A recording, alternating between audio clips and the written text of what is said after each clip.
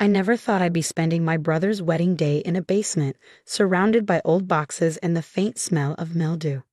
But there I was, dressed in an expensive burgundy gown that cost more than 3 months' rent, perched on a folding chair beside the water heater.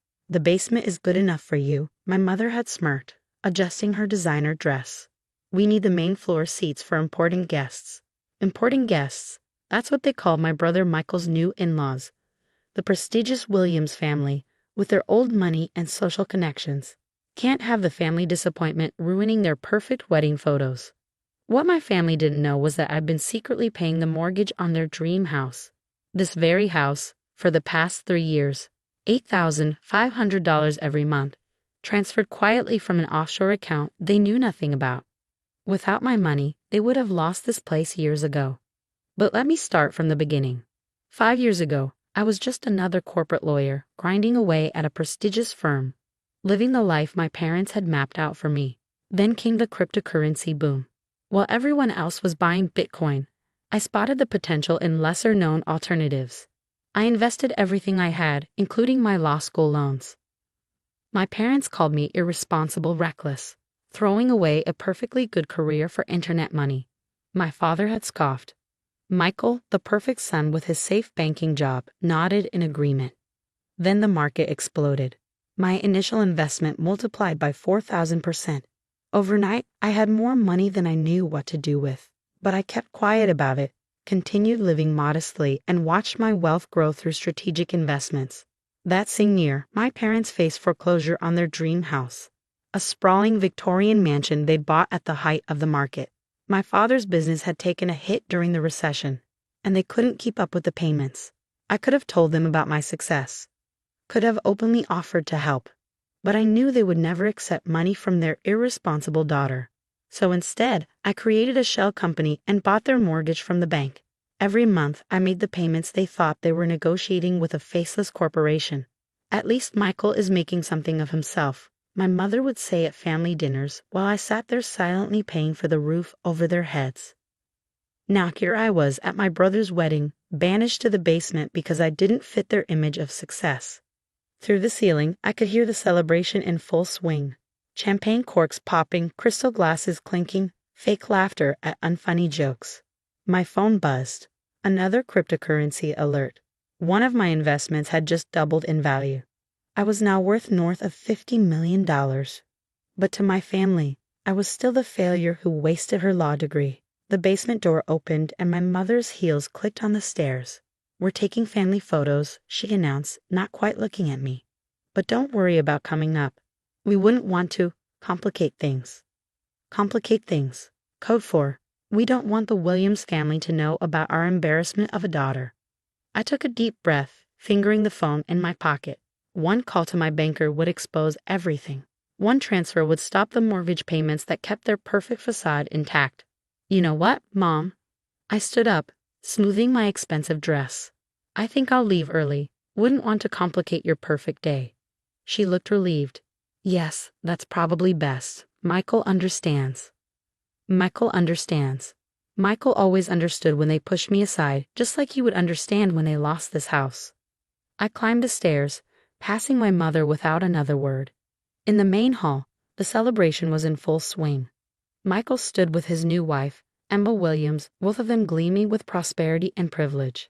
His new father-in-law, a banking executive, was regaling guests with stories about his latest yacht purchase. My father caught my eye as I headed for the door.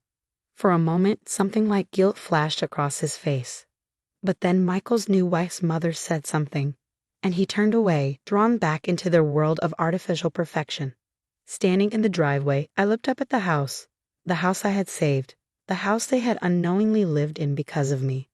The grand Victorian architecture, the manicured gardens, the imported marble fountains, all maintained by my secret payments. I pulled out my phone and dialed my banker. "Ms. Harrison," he answered immediately. "How can I help you?" "The Morton Valley Property Management account," I said, watching the party through the windows. "I want to stop all payments immediately." "The mortgage payments for the property on Maple Grove Drive?" "Yes, no more payments. And I want you to send a notice to the holders of the mortgage first thing tomorrow morning." "Of course." Should I include your name in the correspondence? I thought about my mother's smirk, about being hidden in the basement, about years of being treated like a family embarrassment. No, I replied. Let them find out when the bank calls. After hanging up, I stood there for a moment longer, watching the shadows dance across the windows of their perfect house. Tomorrow morning, their world would come crashing down. Tomorrow, they would learn that their safety net wasn't a generous bank or my father's business acumen. It was me, the daughter they hid in the basement. I slipped into my car, not the modest Honda I drove to family events, but my real car, a Bentley I kept hidden at a private garage. As I pulled away from the house, I caught one last glimpse in my rearview mirror. They were all gathered at the window, champagne glasses raised, celebrating their perfect family moment. By this time tomorrow, everything would change. The next morning, I sat in my real office, not the small law practice they thought I ran, but the top floor of a gleaming downtown tower. My cryptocurrency empire had expanded into a full-scale investment firm. The woman they considered a failure managed billions in assets for clients around the world. I waited for the call I knew was coming. At exactly 9:15 a.m., my private line rang. It was my father. My father's voice trembled on the line. Sarah, something's wrong. The bank, they're saying our mortgage payments have stopped. They're threatening foreclosure. I leaned back in my leather chair, looking out over the city skyline. Really? How unfortunate. I don't understand. We had an arrangement with Morton Valley Property Management. They've been accepting reduced payments for years. Yes, I cut in. About that, Morton Valley Property Management is one of my companies. Silence. Then, what? I bought your mortgage 3 years ago, Dad. Every payment, every extension, every act of generosity from your property managers. That was all me. I heard him sink into a chair, his breathing heavy. That's impossible. You're just a small-time lawyer. Am I? I pulled up my company's website on my screens. Why don't you Google Harrison Global Investments right now? I heard keyboard clicks, then a sharp intake of breath. My company's homepage showed our current portfolio value, $4.2 billion in assets under management. This is yours. CEO and founder, I confirmed. That internet money you mocked me for, it was just the beginning. I built an empire while you were hiding me in basements and pretending I didn't exist. The door in the background opened on his end. I heard my mother's voice, shrill with panic.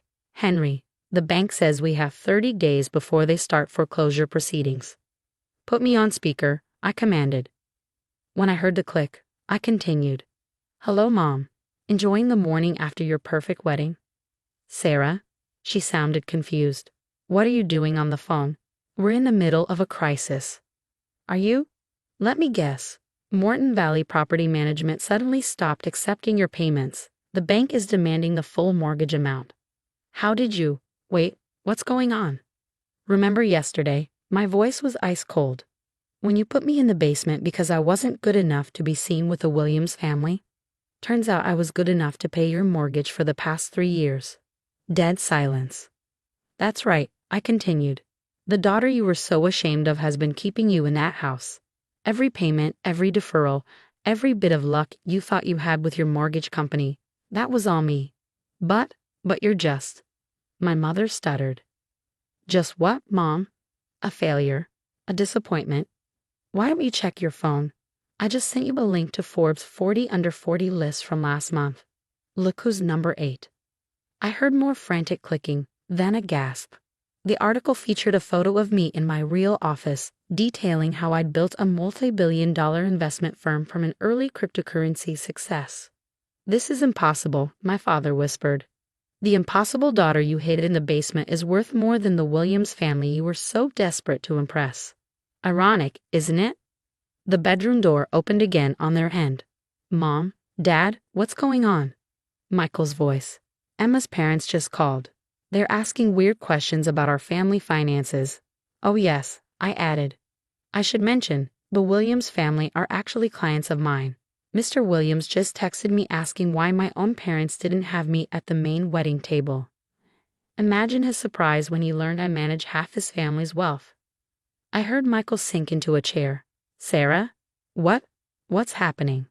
What's happening, dear brother, is reality. The sister you were too embarrassed to seat with your in-laws is the financial advisor they trust with millions. The daughter our parents pushed aside is the only reason they still have a house. But why didn't you tell us? My mother pleaded. Tell you? I laughed coldly. Every time I achieved something, you dismissed it. When I made my first million, you called it fake internet money. When I started my company, you said I was playing businesswoman. So I stopped telling. I watched you praise Michael's minor promotions while I quietly built an empire. We can fix this, my father said quickly. We'll make it up to you. Just, please don't let us lose the house. The house? I clicked my tongue. You mean the house where you held a wedding and hid me in the basement? That house. Please, my mother whispered. We'll do anything. Anything? I paused. Okay, here's what's going to happen. I'm sending over a courier with 2 documents. The first is a check for $300,000, the exact amount I've paid toward your mortgage over the past 3 years. You're going to take that money and catch up on your payments. Thank you, my father breathed. Thank you whenever. I'm not finished, I cut him off. The second document is a press release. It announces that Harrison Global Investments is opening a charitable foundation. The first donation will be your house, once you sign it over to me. What? My mother gasped. You'll continue living there, I explained. But as tenants, every time you walk through those doors, you'll remember that your basement-dwelling daughter owns the roof over your head. Silence fell again. Those are my terms. Either sign both documents or start packing, your choice. I could hear them whispering frantically to each other. Finally, my father spoke. We'll sign. Good. Oh, and one more thing. I'm hosting a corporate gala next month. The Williams family will be there, along with half of Wall Street. You're all invited to sit at the back. I hung up before they could respond. An hour later, my assistant brought in the signed documents. My parents' signatures looked shaky, their pride finally broken. Michael had signed too, his perfect world crumbling as he realized his embarrassing sister was now his landlord. I picked up my phone and dialed Mr. Williams. Sarah, he answered warmly. I was just about to call you. The most extraordinary thing happened at my daughter's wedding. Yes, about that, I smiled. I'm hosting a gala next month. I'd love to have you and your family at my table. We can discuss that investment opportunity you mentioned. Of course, though I must say, I'm a bit confused about yesterday. Why were you in the basement? I finished his question. Let's just say I was conducting a little experiment in humility. Speaking of which, my family will be attending the gala as well. Perhaps you could help me decide where to seat them. After hanging up, I walked to my office window. In the distance, I could see my parents' house. My house now. The morning sun glinted off its windows, a reminder that sometimes the best revenge isn't just success. It's making them live with the knowledge that the child they banished to the basement now owns their world.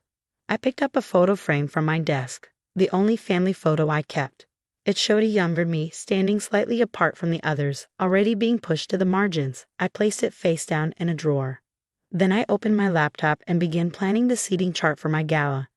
I made sure to put my family's table right next to the kitchen entrance. After all, the basement wasn't